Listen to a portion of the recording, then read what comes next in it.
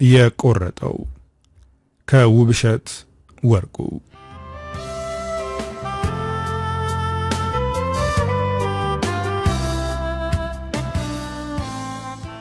አይኖቼ ከተራራው ጀርባ አድማሱ ላይ ተሰክስከዋል። ሐሳቤ ወደ ኋላ ሸፍቷል። በአመታት ልዩነት ነገሮች መገለባበጣቸው የሚያስገርም ነው። ያለፈውን አመት በዚህ ቀን ምን ያደረኩ ነበር ብዬ ለማስታወስ ሞከርኩ። አዎ ልክ የዛሬ አመት በዚህ ቀን ከጓደኞቼ ጋር የፍቅረኛዬን የራሔልን ልደት ያከበርንበት ቀን ነው። 2 ላብ የፈሰሰበት ቀን። አንዱ የልፋት ላብ ነው። ይሄ ላብ ገንዘቡን ሰበሰበ።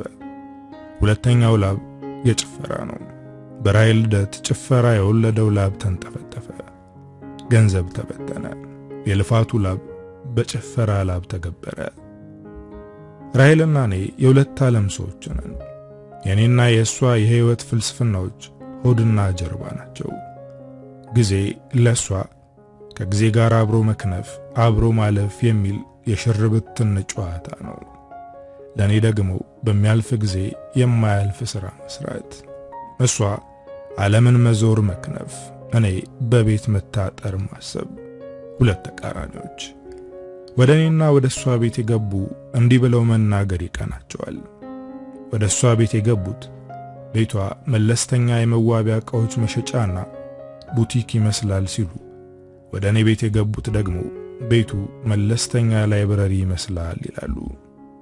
እሷ ወደ ቤት ስትመጣ ያዞራታል። መጽሐፍ የሚባል ነገር ቁርጠቷ ነው። እኔ ወደ እሷ ቤት ስሄድ ያቅለሸልሸኛል። ምናምኗ ሆድ ቁርጠቴ ነው። ታዲያ መቼም እግዚአብሔር የኔን ጎዶሎ በሷ ሊሞላው የሷን ክፍተት በኔ ሊደፍነው አገናኘን። ከ6 ወር በኋላ እንጋባ ነበር። የ2 ዓመት ሰዎች በአንድ ዓለም ከተምን። ከራሔል ጋር ትውውቃችን እንዲህ ነበር። መገናኛ ዘፍመሽ ግራንድ ሞል ከአንድ የሴቶች ጸጉር ቤት ፊት ለፊት ካለ ወንበር ላይ ተቀምጫለሁ። ጓደኛ ሀብቱን እየጠበቅኩት ነበር። የበዓሉ ግርማን ኦሮማይ መጽሐፍን እያነበብኩ ተመስጫለሁ ለረጅም ደቂቃዎች። ድንገት ቀና ስል አንዲት ውብ ወጣት ከካክስ ውስጥ ሆና ፈዛ ታየኛለች። አይኖቼ ያዩትን ማመን አቃታቸው። ከመጽሐፉ ገጾች እየዘገንኩ በመናቤ እየሳልኳት ያለችው ፊያሜታ መሰለችኝ። ሐሳቤ ነው ወይስ አይኔን የሚያሳየኝ? የሴቶቹ የመዋቢያ ክፍል ሙሉ ለሙሉ በመስታወት የተሰራ ስለሆነ ውስጥ የሚደረገውን ነገር በሙሉ ያሳያል። እንኳን ሴቶቹን ወንዶችን ራሱ ግቡብኝ እያለ ይጣራል። እኔም ግባ እያለኝ ነው። ልጅቷ እያየችኝ ነው። ማየት ብቻ አይደለም አፍጥጣብኛለች። ኩራት ተሰማኝ። ትንሽ ቆይቶ ደግሞ አይኖቿን አልሰብር ስትል ሀፍረት ተሰማኝና አይኖቼን ወደ መጽሐፉ ገጾች መለስኳቸው። የመጠቃት ስሜትም ተሰምቶኛል። እንዴት ሴቷ አይኗን ሳትሰብር እኔ አይኔን ሰብራለሁ ብዬ እና ጓደኛዬ ሀብቱ በደንብ አርፍዶ እንዲመጣ በልቤ መጸለይ ጀመርኩ። ትንሽ ቆይቶ ሀብቱ መጣ። እንድንቆይ ለመንኩት። አላሳፈረኝም። ወሬያችንን እየሰለቅን ጠበቅናት። እውነት ለመናገር ለዘላለም የጠበቅናት ነበር የመሰለኝ። ስትወጣ ተከትለናት ሊፍት ውስጥ አብረናት ገባን። ሶስታችንም ጸጥ አለን። የሚሰማኝ የኔ የልብ ትርታ ብቻ ነበር። ሊፍቱ ድንገት ቆመና ልጅቷ ወረደች። ተከትለን ወረድን። ከየት እንዳመጣሁት በማላቀው ድፍረት እጄን ልኬ እጇን ጨበጥኩት። በእርጋታ አየችኝ። ፊቴን በደንብ እያጠናችው ይመስላል። ሰላም አልኳት። ሰላም አለችኝ። ለሰከንዶች ዝም አልኩና እንድንተዋወቅ ፈልጌ ነው አልኩኝ። እሷም ዝም አለች። ትንሽ ቆይታ ስልክህን ስጠኝ እደውልልሃለሁ አለችኝ። ሰጠዋት። ክብሩ ባላለው እጄን ዘረጋውላት። ራሔል ብላ ጨበጠችኝ። ለስላሳ መዳፏን እንደጨበጥኩት ቦል ተመኘው፣ ግን አልሆነም። እኔ ቁሜ እሷ ስትሄድ ነበር የሚታየኝ። ሄደች እኮ ብራዘር አፍዛ ደንግዝ ቀባች እንዴ ብሎ ሀብቱ ሲናገር ነበር። ከሸፈተው ሐሳቤ ተመለስኩት። እውነትም ራሔል አፍዛ ደንግዝ ናት፣ ታምራዊ ውበት የተላበሰች እውናዊቷ ፊያሜታ። ትንሽ ቆይቼ ግን ራሴን ወቀስኩት። የሷን ስልክ አለመቀበሌ እየከነከነኝ ነበር። ጓደኛዬ ሀብቱ ያወራኛል፣ ሐሳቤ ግን እሷ ብቻ ናት። ታክሲ ውስጥ ገብተን እስከ ሰፈራችን ሽሮ ሜዳ እስከምንደርስ ድረስ ሐሳቤ ሁሉ ራሔል ናት።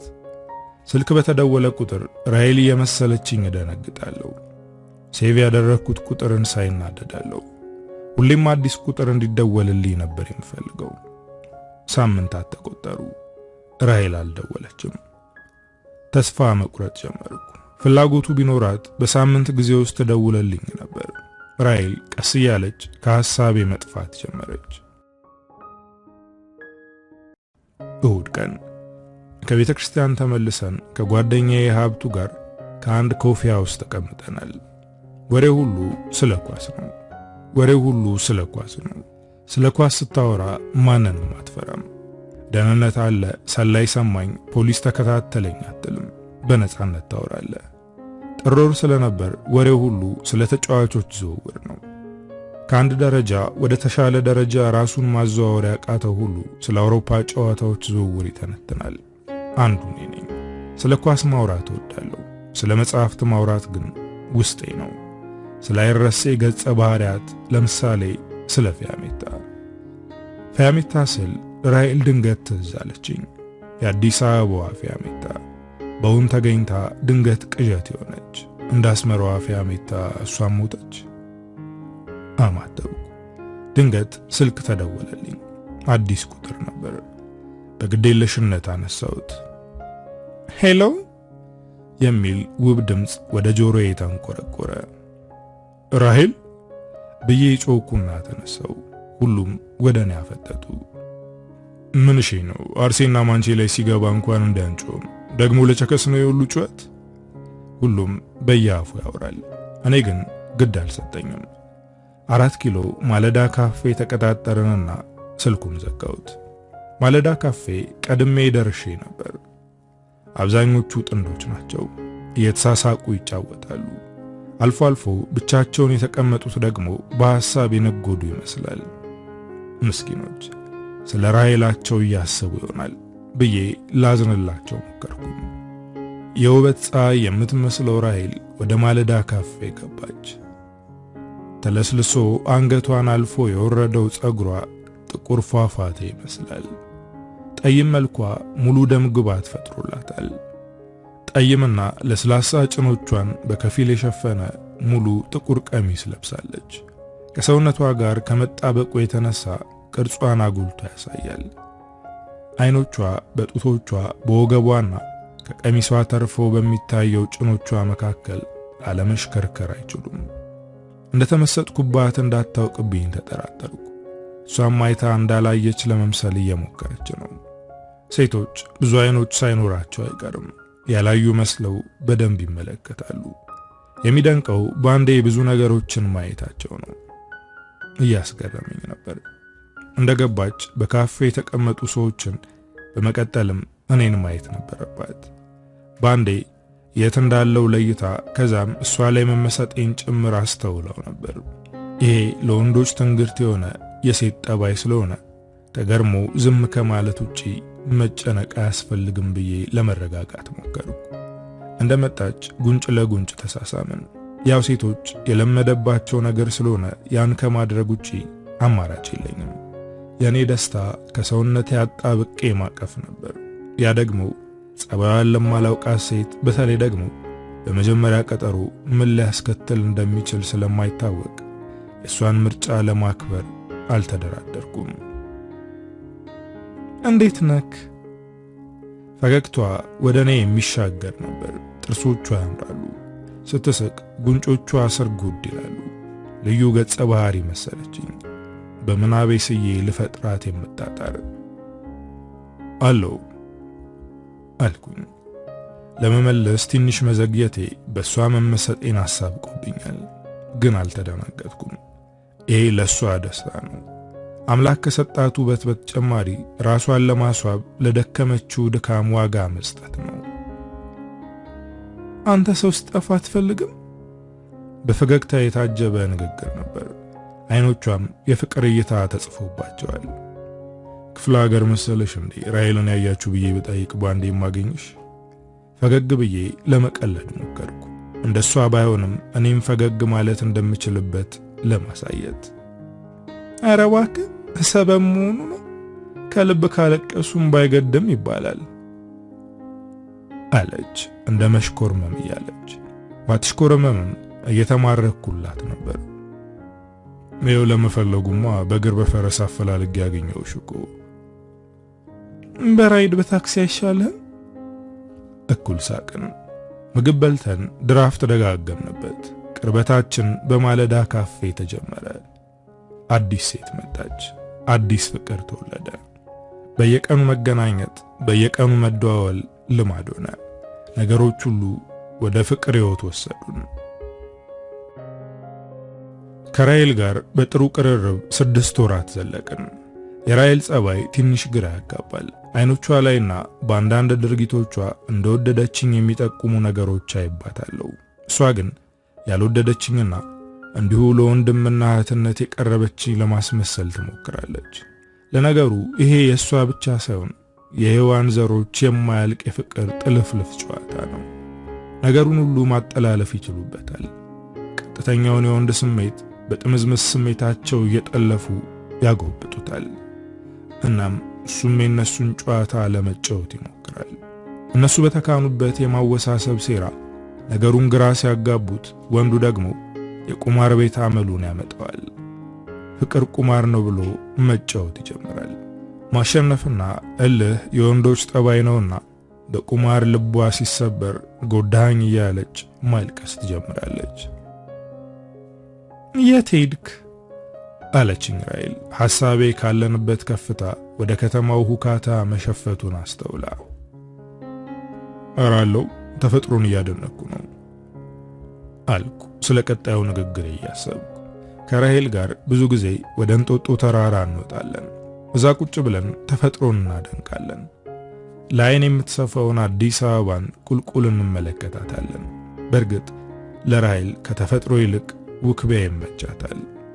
ካፌ፣ ላውንጅ ምናምን ደስታዋ ነው። የኔም ፍላጎት ወደ ማክበሩ መጣለች። እኔም የሷን ፍላጎት አከብርላታለሁ። ፍቅር ለሚወዱት ሰው የማይወዱትን መቀበል ነው። የዛሬው የእንጦጦ ቀጠሯችን ግን ለኔ የተለየ ነው። ምናልባት ለራሔል የተለመደው አይነት ሊመስል ይችላል። እኔ ግን ያለየለት የኔና የራሔል ግንኙነት ሊለይለት ይገባል ብዬ ወስኛለሁ። ፍቅሬን እገልጽላታለሁ። ይህ ነው የዛሬ ውሳኔ። አውራ እንጂ ምን ነው ፈዘስክ? አንገቷን ትከሻዬ ላይ አስደግፋ አንሾካሾከች። አይኖቿ ወደ አዲስ አበባ ጫፍ የኮበለሉ ይመስላሉ። ካወራው ከባድ ነገር ነው ላወራ የምችለው። ስደፋፈር ተሰማኝ። የምን ከባድ ነገር? አንገቷን ከትከሻዬ አንስታ አይኖቼን ማየት ጀመረች። ስለኔና ስላንቺ። ስለኔና ስላንተ ምን? ፊቷ በጥያቄዎች ተሞልቷል። እስከ ዛሬ የምናወራው ቀላልና በጨዋታ የተሞላ ንግግር ነው። ዛሬ ግን ቁም ነገሩንና ከባዱን ወሬ እናወራለን አልኳት። እኮ ምንድነው? እንደመቆጣት አለች። አፈቅርሻለሁ። የኔና ያንቺ ያለየለት ግንኙነት ወደ ፍቅር ሊያድግ ይገባል አልኩና እኔም ቆጣ አልኩኝ። የምን መቸኮል ነው? ወንዶች ስትባሉ ትቸኩላላችሁ ብላ ዝም አለች። የተለመደ በማስመሰል ማር የተለወሰ የወንድምና እህት ጨዋታዎችን ልትጫወት እንደሆነ ገባኝ። መልስ እየጠበቅኩ ነው ራሔል። እያስጠነቀቅኳት ነበር። ድንገት ከተቀመጠችበት ተነሳች። የሚቸኩለው እንዳይመቸኝም እሺ። ጠይም ፊቷ በንዴት የጠቆረ መስሏል። እየተቻኮለች ሄደች። በድርጊቷ ደሜ ፈልቶ ጅማቴ ቢገታተርም ራሴን መቆጣጠር ነበረብኝና ዝም አልኩኝ። አይኖቼን የአዲስ አበባ ሕንጻዎች ላይ ወረወርኳቸው። ሁሉም ቤቶች እርስ በርስ የተፋፈጉ መስለው ይታያሉ። የከተማው ሁካታ የወንዝ ፏፏቴ ድምጽ መስሎ ይሰማል። ራሔል ስልክ አታነሳም። ለ3 ቀናት ሙሉ ቤቷ ተመላለስኩ። ቤተሰቦቿ እንደሌለች ነገሩኝ። በእውነቱ ወንድ ልጅ ለፍቅር ጅልና የዋህ ነው አልኩ ለራሴ። በደለኛዋ እሷ ሆና እያለ ይቅርታ ጠያቂው ደግሞ እኔ መሆን ያናደደኝ። እኔም ጠፋው። ቤቴ ሆኜ ለማንበብ ብሞክርም አልቻልኩም። ሐሳቤ ሁሉ ራሔል ሆና ነበር። በአንዱ ቀን ምሽት የቤቴ በር ተንኳኳ። ጓደኛዬ ሀብቱ መስሎኝ ነበር። ስከፍተው ራሔል በር ላይ ተገትራለች። ፊቷ አኩርፏል። ምንም ሳትለኝ ወደ ውስጥ ገባችና ወንበር ላይ ተቀመጠች። ቀስ ብዬ ሄድኩና ራሔል ብዬ የተጎሳቆለውን ጸጉሯን ልነካው ስል እጄን በእጇ ገፋችው። ዝም ብዬ ሄድኩኝና ፍራሼ ላይ ተቀመጥኩ። ድንገት እንደ መነጫነጭ እያለች ተነሳችና በሩን ሂዳ ዘጋችው። ፊት ለፊቴ ቆማ ልብሷን ማወላለቅ ጀመረች። ይሄን አይደል የምትፈልገው? ርቃኗን አጮኸችብኝ። ነገሮች ሁሉ ተምታቱብኝ። በሴት ልጅ ርቃን ፊት የሚታገስ ወንድ የለምና ዘልያ አቀፍኳት። ከራሔል ጋር ይበልጥ በፍቅር ውስጥ ብንሆንም የማትጨበጥ ሴት ናት። ድንገት ደርሳ የምትጠፋው ጉድ አላት። ስጠይቃት የሚቆጣጠረኝ እንዳይመቸኝም ትለኛለች። ይሄ ደግሞ እኔን ቅናትና እልህ ውስጥ ይከተኛል። በአንድ ምሽት ደብሮኝ ስለዋለ የምሄድበት ጨነቀኝ። ራሔልን ለማፍታታት አልኮል መጠጣት አለብኝ ብዬ ከቤት ወጣው። ራሔል ወደ አስለመደችኝ ክለብ ሄድኩኝ። ቀለል የሚለኝ መጠጥ ድራፍት ስለሆነ ድራፍት አዝዤ ጥጌን ያስኩኝ። ብቻውን ለመታዘብ የሚመች ቦታ ላይ ነበርኩ። ትንሽ ቆይቶ ግን አይኖቼ የሚያዩትን ለመቀበል ከበደኝ። ራሔል ከአንድ ጎልማሳ ጋር ውስኪ እየጠጣች ትሳሳቃለች። ሰውየውን ለማስተዋል ሞከርኩ። አላቀውም። አንዳንዴ የምትጠፋበት ምክንያት ገባኝ። ከፊት ለፊታቸው ባለው የውስኪ ጠርሙስ ሁለቱንም አናታቸውን በፈልጣቸው ብዬ ተመኘው። ግን ራሴን መቆጣጠር ነበረብኝ። የያስኳትን ሲንግል ጨልጬ የተነሳው። ራሔል እንዳታየኝ በጥንቃቄ ከክለቡ ወጣው። ውጭ ላይ ሆኜ ደወልኩላት። አታነሳም። ቤተሰብ ጋር ነኝ የሚል አጭር ቴክስት ላከችልኝ። ቤተሰብ የተለመደ የአንዳንድ ሴቶች መደበቂያ ዋሻ ነው። ወደ ጓደኛዋ ህይወት ደወልኩ። የሷ ቢጤ ናት። ሰው ጓደኛውን ይመስላል አይደል የሚባለው። ስልኩን አነሳችውና ሄሎ አለች እየተሞላቀቀች። ስለ ራሔል የምታውቂው አዲስ ነገር አለ? ቀጥታ ወደ ጉዳይ ነበር የገባሁት። ይቅርታ ስለምኑ? አሁንም ትሞላቀቃለች። ከማን ጋር ነው በየምሽት ቤቱ የምትንዘላዘለው? እየጮኩባት ነበር። ይቅርታ የማውቀው ነገር የለኝም። ድንገት ሳቋ መለጣት። ለነገሩ የሷ ቢጤ ነሽ። ስልኩን ዘጋሁት። ጨጓራዬ እየተቃጠለ ሌሊቱ ነጋ። እንቅልፍ ከዙሪያዬ ርቆ ነጋ። ጠዋት ላይ ህይወት ደወለች። ስልኩን አነሳውና ስለ ራሔል አዳር ሪፖርት ልታቀርቢልኝ ነው? ለምን መታገስ አልችል እንዳልኩ ግራ ገብቶኛል። ተረጋጋ እንጂ አንባቢው። ህይወት ልትቀልድብኝ ሞከረች። የማያነብሰው ስለ አንባቢ ማውራት አይቻለውም። አሁንም ቱግ እንዳልኩ ነኝ። አይ ምን መሰለ አንባቢዎች የተረጋጉ ናቸው ሲባል ሰምቼ ነው ብላ ሳቀች። ዝም ከማለት ውጪ ምርጫ አልነበረኝም። ለማንኛውም ክብሩ በአካል እንገናኝና ሁሉንም ላውራ አለች። ከሰዓት ለመገናኘት ተቀጣጥረን ስልኩን ዘጋሁት። ከአንድ ካፌ ተቀምጬ ህይወት ስለ ራሔል የምትነግረኝን ለመስማት ጓጉቼ ችኮላ የሚያደርገኝን አሳጥቶኛል። ህይወት ከርቀት ዘንጠፍ ዘንጠፍ እያለች ስትመጣ አየኋት። የለበሰችው ፈዛዛ አረንጓዴ ቀሚስ አብዛኛው ሰውነቷን አጋልጦታል። በቀይ ሰውነቷ ላይ ትንሽ ቅጠል ነገር ጣል አድርጋበታለች ማለት ይቀላል። እጄን ሰው ለበለብላት ፈገግ አለችና እኔ ወዳለሁበት አቅጣጫ መጣች። ተነስቼ ሰላም ስላት አጥብቃ አቀፈችኝ። ያርከፈከፈችው ሽቶ አፍንጫ ያጥወለውላል። ውድ ሽቶ እንደሆነ በመዓዛው ለመለየት አልተቸገርኩም። ካጠገቤ ተቀመጠችና አይኖቼን ማየት ጀመረች። ያገኘነውን ሁሉ ስናወራ ቆየንና ራሔል ብዬ መናገር ስጀምር እስኪ መጀመሪያ ስለኔና ስላንተ እናውራ ብላ ፈጠጠችብኝ። መጀመሪያ ስለ ራሔልና እኔ እናውራ፣ ከዛ በኋላ ስለኔና ስላንቺ እናወራለን ብዬ ቆፍጠን አልኩኝ። ጉድን ለመስማቴ ምን ችኮላ ነው ብላ ዝም አለች። የምን ጉድ? የራሔልን ነዋ። አሁንም አፈጠጠችብኝ። እኮ ምንድነው ጉዱ? ልቤ እየመታ ነበር። ያው አንተው አይተኸዋል እኮ ጉዱን፣ እንድታምን የኔን መረጃ የምጨምርልህ ብላ ተሽኮረመመች። እና ሰውየው ማን ነው? ምኗ ነው? ጠንከራ አድርጌ ተናገርኩ። ሰውየው ዲያስፖራ ነው እና የራሔል ፍቅረኛ ልበል ወይስ ውሽማ? ድንገት ከትከት ብላ ሳቀች። ወደ አእምሮዬ ብዙ ጥያቄዎች ተመላለሱ። ሕይወት እየዋሸች ነው ወይስ እውነቷን? ለምን ስለኔ መንገር አስፈለጋት? ወይስ ለኔ ስሜት ስላላት ከራሔል ጋር ልታጣላኝ? ዝም አልኩኝ። ሕይወት ልታጽናናኝ የሞከረች በየመሃሉ ተጫወት ትለኛለች። ውስጤ እየጨሰ ሕይወትን ላለማስከፋት ስል የማሽላ ሳቅ ስቃለሁ። ቀናት ተቆጠሩ። ራሔል ደጋግማ ብትደውልም ስልክ አላነሳላትም። ስልክ ያለማንሳት ተራው የኔ ነው። ሕይወት ተራ ትሰጠናለች። በአንድ ሁኔታ ውስጥ ብቻ አታኖረንም። ህመሜ ይግባት ብዬ ዝም አልኩኝ። አንድ ቀን ምሽት እንደተለመደው ቤቴ መጣች። በሩ ላይ ቁማ እንዳየዋት በሩን ዘጋውባት። በንዴት በሩን መቆርቆር ጀመረች። አማራጭ ስላልነበረኝ በሩን ከፈትኩላት።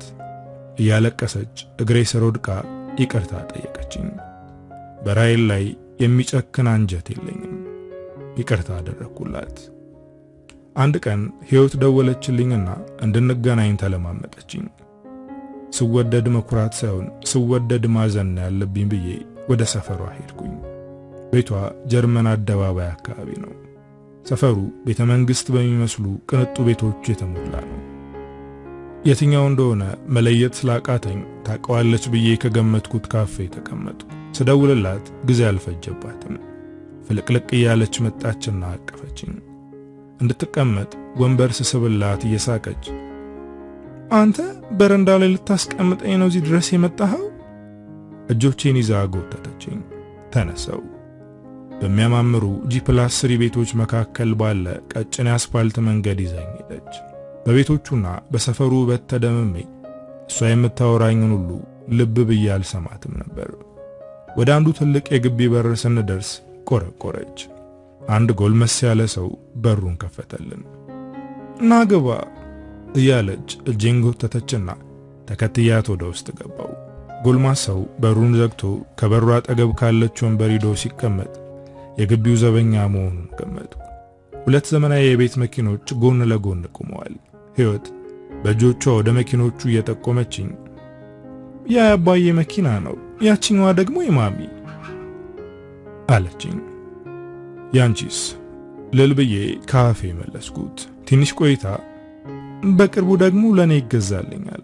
በእርግጥ ማሚ ብዙ ጊዜ መኪናዋን ስለማትይዘው የኔ ማለት ናት አለች እንደ መቅበጥ ያለች።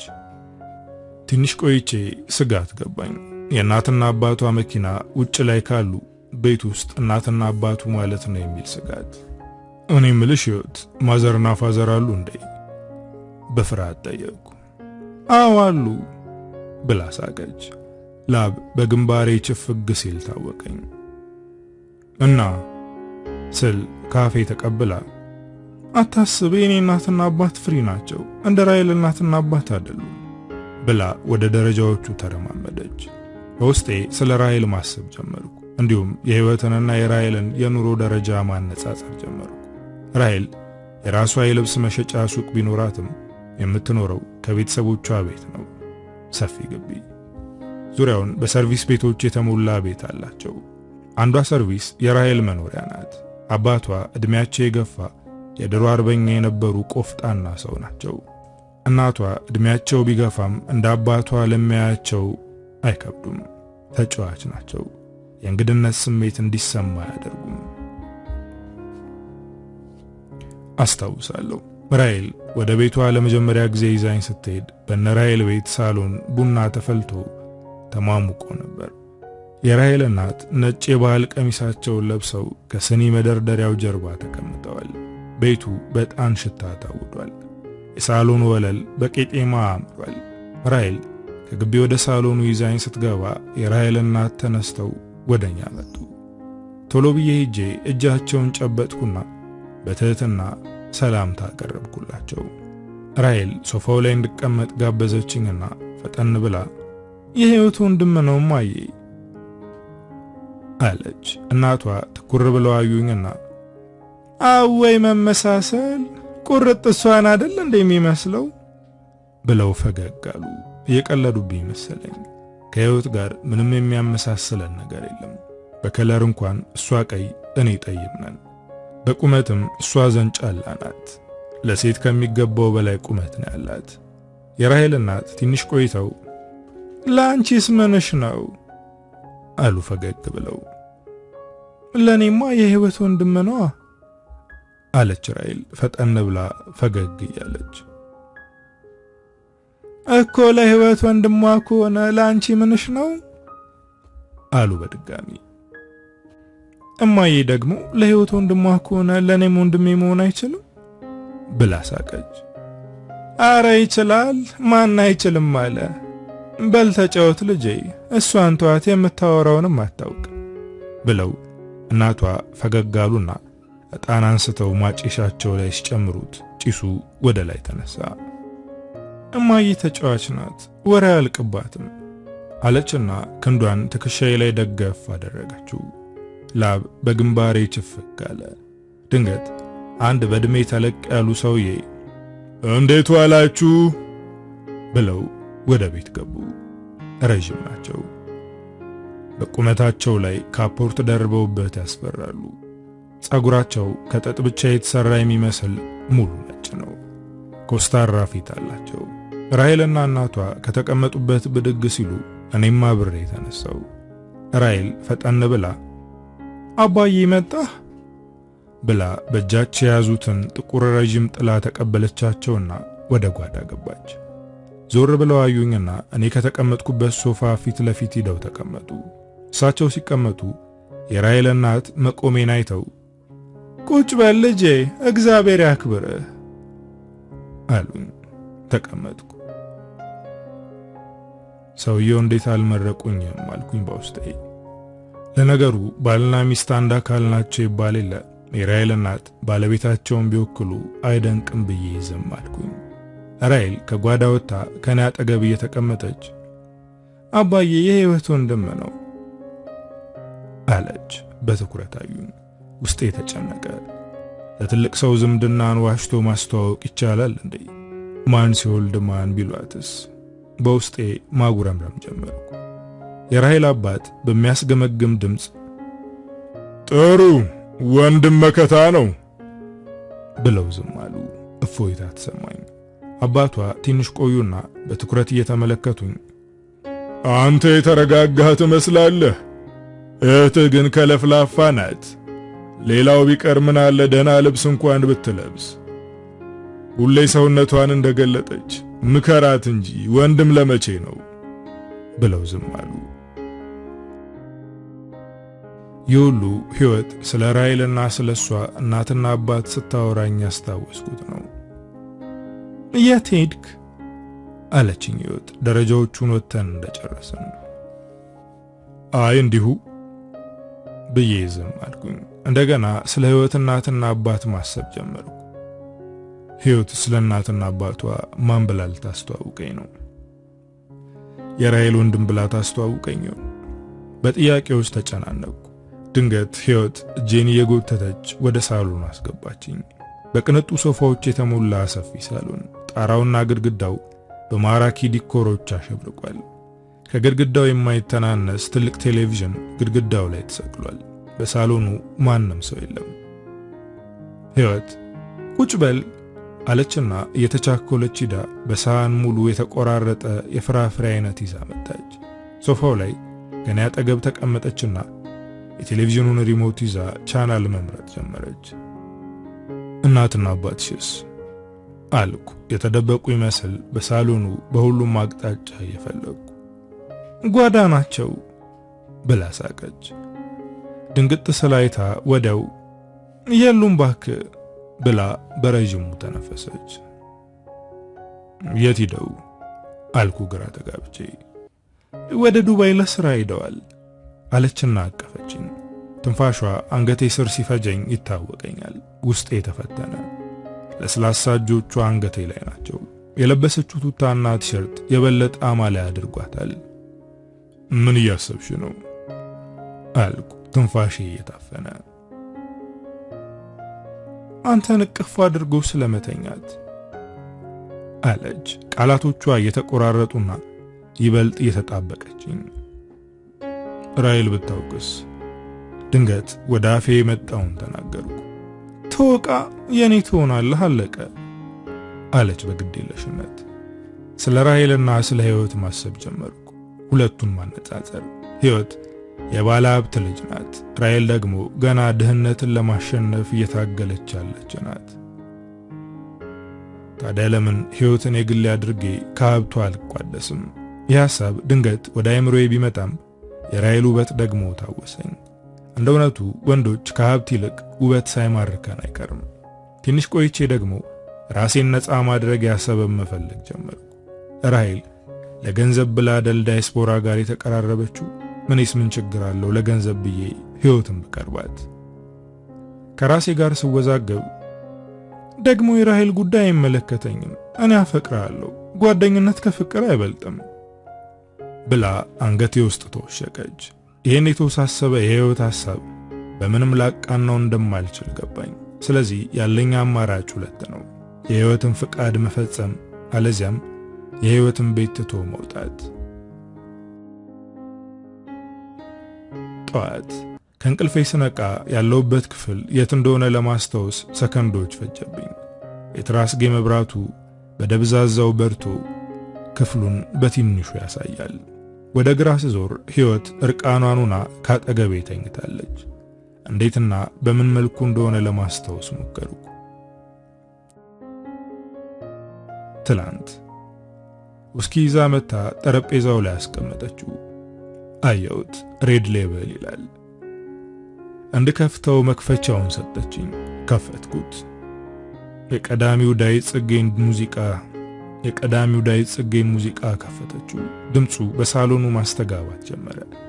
ዳዊት ለስላሳውን ሙዚቃ ለጆሮ በሚጥም ያንጎራጉረዋል። እንዴትስ አድርጌ የሆዴን ላሳየሽ፣ ምን ቃል ተናግሬ ፍቅሬን ልግለጽልሽ፣ በጣም በጣም ነው የምወድሽ። ለፍቅር የሚጋብዝ ሙዚቃ ነው። እጆቼን ይዛ ጎተተችኝ። ተነሳው። እጄን ወደ ወገቧ ወስዳ አስቀመጠችው። መጨፈር ጀመርን። በፍቅር ታይኛለች። መብራቱ ጠፍቶ የተለኮሰው የሻማው ብርሃን ፊቷ ላይ ያንጸባርቃል። ከንፈሮቿን ወደ ከንፈሬ አስጠጋች። አይኖቿ ይለማመጡኛል። አልቻልኩም። ከንፈሬና ከንፈሯ ተገናኘ። ተሸነፍኩ። ሁለቱ የወንድ ድክመቶች አልኮልና ሴት ተባብረው አሸነፉኝ። አሁን ሕይወት ድንገት ነቃችና አቅፋኝ ደረቴ ላይ ተለጠፈች። ራሔል ብታውቅስ ብዬ አንሾካሾኩኝ።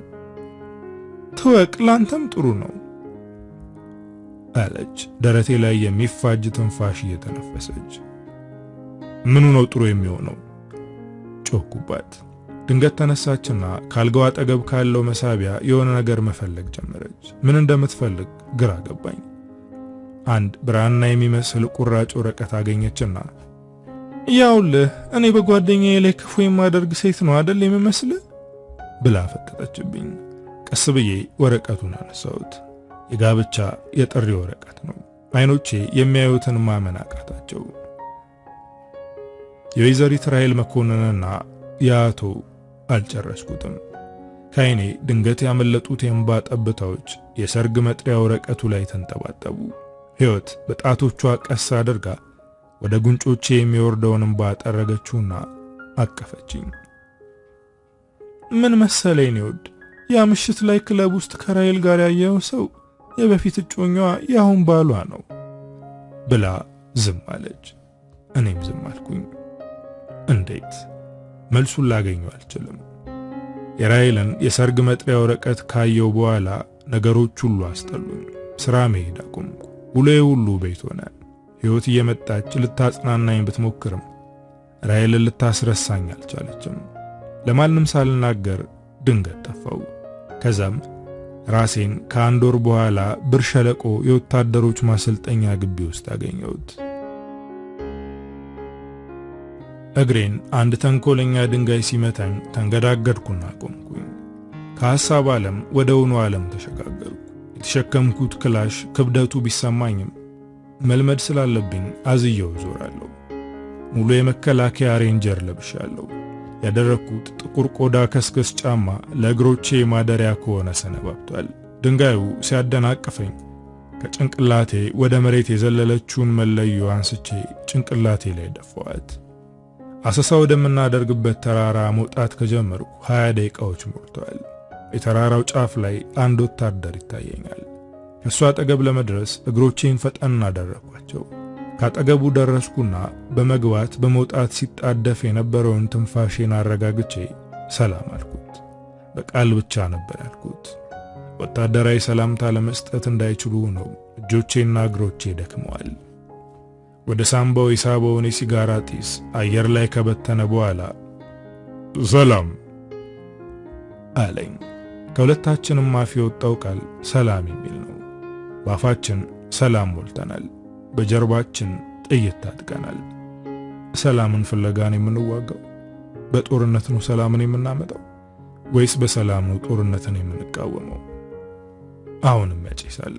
ከጆሮ በላይ ያለ አካሉን መለዮ ጋርዶታል። አንድ አይኑን የአፍንጫውን ጎን ይዞ አንድ ጆሮን የተሸከመው ግማሽ ፊቱ ይታየኛል። ስለ ልጁ ግማሽ ማወቅ መጣብኝ። አውቃለሁ ልበል? ለማስታወስ እየሞከርኩ ነበር።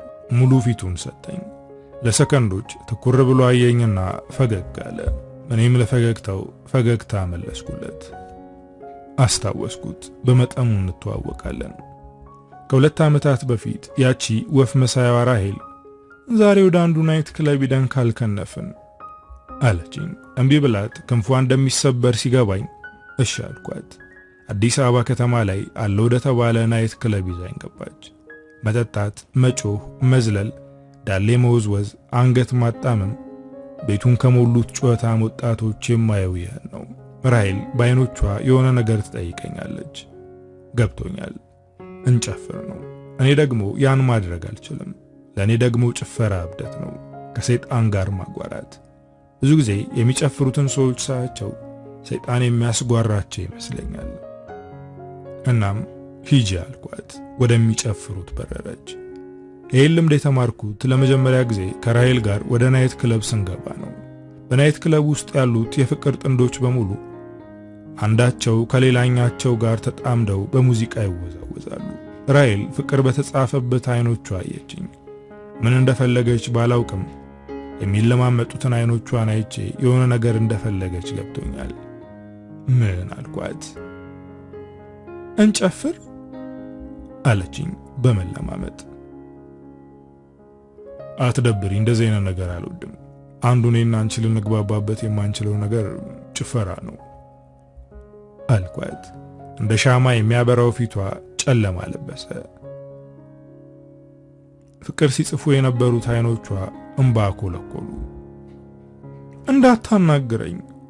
እንባ እየተናነቃት እየተመናጨቀች ወጣች። አልተከተልኳትም። ትንሽ አልቅሳ ትመለሳለች። እንደ ሕፃን ልጅ ናት። ትንሽ ከተቆጣት እንባ ይወርዳል። የዚች ልጅ ነገር ይገርመኛል። እንዴት አንድ ሰው በፍጥነት እንባም ደስታም ከአንድ ልብ መቅዳት ይቻለዋል? ስለሷ እያሰብኩ የሷ ቢጤ መጣችና ራሔል ተቀምጣበት ከነበረው ወንበር ተቀመጠች። ሃይ አለችኝ። ሰላም አልኳት። እያዩአችሁ ነበር። ጥሩ ፊልም ነው የሰራችሁት ልትል የፈለገችው ስላልገባኝ ዝም አልኩኝ። ለምንድን ነው ጓደኛ እያለቀሰች የወጣችው? ቃላቶቹን በምላሷና በከንፈሮቿ እየረገጠች ታሞላቅቃቸዋለች። አልጨፍርም ብያት ነው። እንደዛ ማድረግ የለብህም። አሁንም ትሞላቀቃለች። ለምን? መጨፈር ካልፈለኩስ? ተሳስተሃል። ሴት ልጅ ከልቧ ይልቅ ለዓይኗ ቅርብ ናት፣ ትቀናለች። ብዙ የፍቅር ጥንዶች በዜማ ተመስጠው በፍቅር ሲከንፉ እያየች እሷን በርማሞቅ አትፈልግም።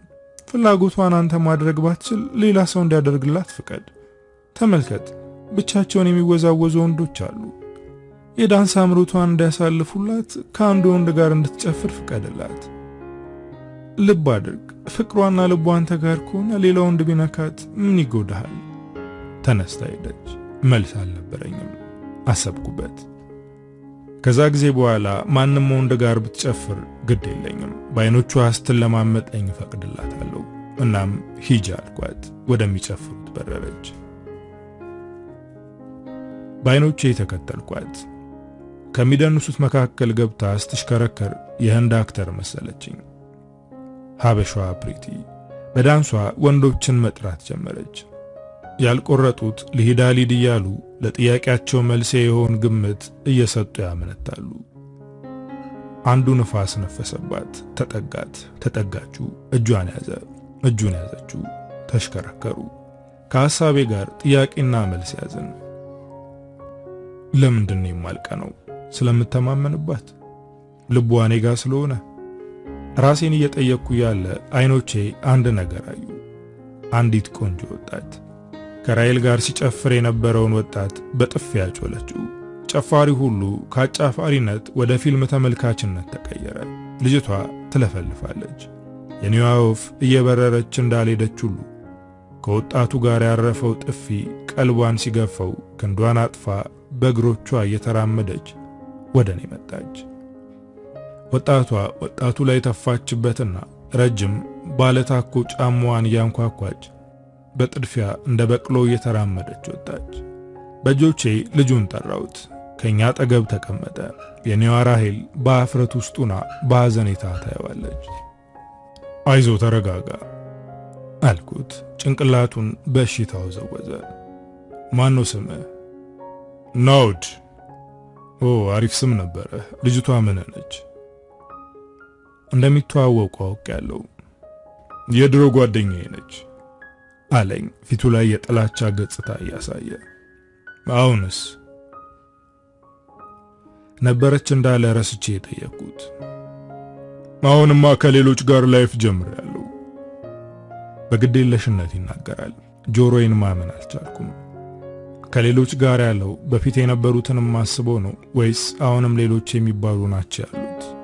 ራይል ዝም ብላ ታዳምጣለች። እኔ ቀጠልኩ። በአንዴ ብዙ ሴቶች ጋር ትችላለህ? በደንብ። አንዷ ስትደብረኝ ወደ አንዷ እያልኩኝ ዝናናለሁ። ትንሽ ዝም አለና ራሄልን አያት። ጓደኛ ናት? ፈጠን ብዬ አዎ አልኩት። ዝም ባልኩበት ቅጽበት የሚቀማኝ ይመስል። ቆንጆ ናት አለ። ውስጧ ደግሞ ውብ ነው አልኩት፣ እሱ ያጎደለውን እየጨመርኩበት። ይቅርታ ብቻዋን መስላኝ ነበር አለና አንገቱን ደፋ። ተያይዘን ከናይት ክለብ ወጣን። ከናውድ ጋር ትውውቃችን እንዲህ ነበር። ከዛ በኋላ ከራይል ጋር ስንዞር ናውድን በተደጋጋሚ ስናገኘው፣ ሴቶቹ ግን አይደጋገሙም። ትላንት የለበሰውን ልብስና ትላንት የያዛትን ሴት አይደግማቸውም። ናውድ ከኔዋ ራይል ጋር በመንፈስ ይዛመዳል። ለናውድ መኖር ማለት ከመወለድ እስከ ሞት ባለው መንገድ በደስታ ማለፍ ብቻ። ሀገር፣ ክብር፣ ነገ ለሱ ዋጋ የላቸውም። ዛሬ ግን በሀገር በክብር በነገ ቦታ ላይ ተቀምጦ አገኘሁት። እንዴት! የመጨረሻውን ጢስ ስቦ ሲጋራውን ወረወራት። መለዮውን አወለቀና ከጉልበቱ አስደግፎት የነበረውን መሳሪያ ሰደፉን ከመሬት አስነክቶ በእጁ እንደ መቋሚያ ደገፍ አለበት። ተገርመሃል አይደል አለኝ። ያ እንደ መስታወት የሚያብረቀርቅ ፊቱ በመጠኑ ደብዝዟል። ህልም መሆኑንም አለመሆኑንም እየመረመርኩ ነው አልኩት። እውን ነው አለኝ፣ በሲጋራ ጢስ መልካቸው የዳመነውን ውብ ጥርሶቹን እያሳየኝ። አየሁት። የዓላማው ሰው ሆኗል። ከዚህ በፊት ለዓላማው እንደ ሴቶቹ ተኳኩሎ የዓላማውን ህልሞች ይሰበስብ ነበር። አሁን ደግሞ የጀግንነት መልክ ተቀብቷል። ለዓላማው የቆረጠ ጀግና ወታደር። እኔ ወታደር ብሆን አይገርምም። ስለ ሀገር ታሪክ አነባለሁ። በቤቴ ግድግዳ ላይ የተለጠፉት የኢትዮጵያ ጀግና ሰዎች ፎቶዎች ናቸው። እናም ሀገሬ ስትጠራኝ ማወላወል አልቻልኩም። አንተ ግን አቋረጠኝ። እኔም ሀገሬ ስትጠራኝ ማወላወል አልችልም። ምክንያቱም ሀገር ማለት ምን እንደሆነ፣ ክብር ማለት ምን እንደሆነ ገብቶኛል። አይኖቹ ፊት ለፊት ወዳለው ተራራ ላይ ቢያርፉም ወደ ኋላ ህይወቱ ያያሉ። አይኖቹን ከተራራው ላይ ሳይነቅል ቀጠለ። የህይወት ትርጉሙን ስረዳው በራሴ አፈርኩ። ያን ሁሉ ሳደርግ የነበረው ተወዳጅ መስሎ ለመታየት ነበር። ኢትዮጵያ ውስጥ ተቀምጬ ለምዕራባውያን ራሴን ሸጥኩኝ። አሜሪካውያን በዛ ሁሉ ሀብትና ዘመናዊነት ውስጥ ነው ለሀገራቸው ያላቸው ፍቅር ሳይ ሀገር አልባ የሆንኩ መሰለኝ። እናም ኢትዮጵያዊ መሆኔን አሰብኩ። ስለ ሀገሬ ጠየቅኩ። ኢትዮጵያን ሳውቃት ኢትዮጵያን አፈቀርኳት። ተነሳ።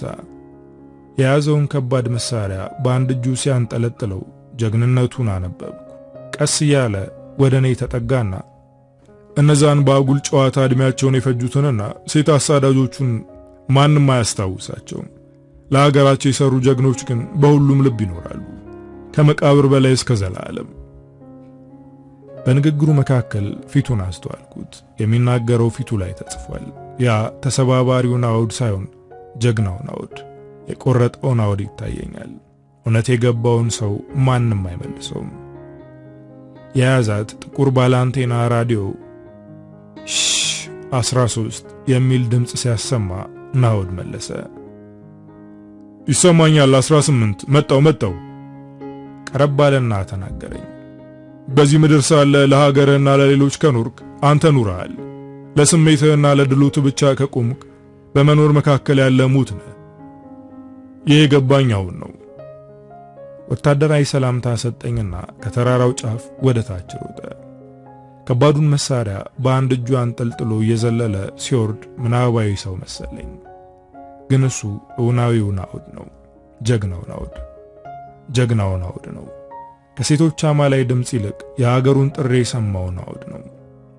ራሱን ለጭፈራ ቤትና ለሻ ቤት ከመሸጥ ይልቅ ለሀገሩ መስዋዕትን የወደደው ናውድ ነው። ስለ ናውድ ሳስብ ራሔል ድንገት ታወሰችኝ። ብትናፍቀኝም አሁን ሌላ ህይወት ጀምሬያለሁ። ልቤ በሌላ ፍቅር ተተክቷል፣ በሀገር ፍቅር። ለመሞት የቆረጠ ጀግና ሞትንም አይፈራም፣ ህይወትም አያጓጓውም። እኔ አሁን ያው ሰው ነኝ፣ የቆረጠው። አበቃው። ከውብሸት ወርቁ።